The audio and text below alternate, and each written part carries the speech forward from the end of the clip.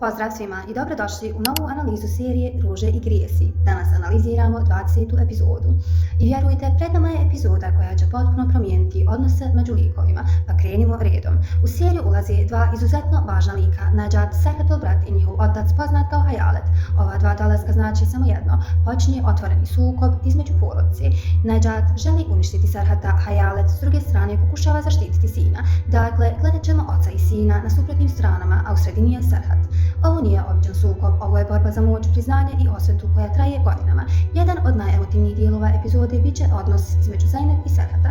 Zeynep će namjerno zadržavati policiju kako bi Berak uspjela pobjeći, time ponovo spašava Serhata od velike opasnosti i tu dolazi do Serhatovog unutrašnjeg sloma. On shvata da ne zaslužuje toliku odanost, rečenice koje joj govori ne misli na mene, ne voli me, zapravo su bile odraz njegovog straha. Njegov najveći strah je da se zaljubi i konačno on to priznaje. Ovo neće biti klasično filmsko priznanje ljubavi, nego tiha, iskrena ispovijest.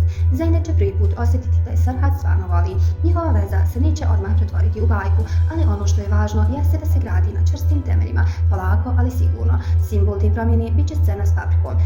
Nekada je Serhat odbacivao ljubav, a sada prihvata ono što je nekada negirao. Taj mali gest ima ogromno značenje. Najveće iznenađenje je otkrivanje da je Katerin otac zapravo Nejat, Serhatov brat. To znači da je cijela mržnja koju Nejat nosi prema Serhatu duboko ukorijenjena u ljubomori iz djetinjstva. Osjećaj zapostavljenosti, kompleks polubrata i dugogodišnji bijes sada izlazi na površinu. Serhat još uvijek ne zna cijelu istinu. On kreće u potragu za Nejatom, ali ne sluti da traži vlastitog brata i čovjeka koji mu radi iza leđa. Kada istina izađe na vidjelo, to će biti trenutak izdaje kakav Serhat nije očekivao. Policija dolazi po Serhata, ali Berak nestaje i kriza se privremeno smiruje. Međutim, veliko pitanje ostaje da li je Tibet zaista mrtav.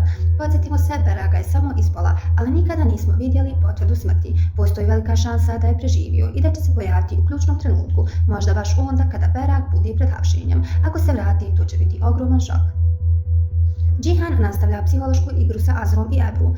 Situacija s trudnoćom dodatno komplikuje stvari.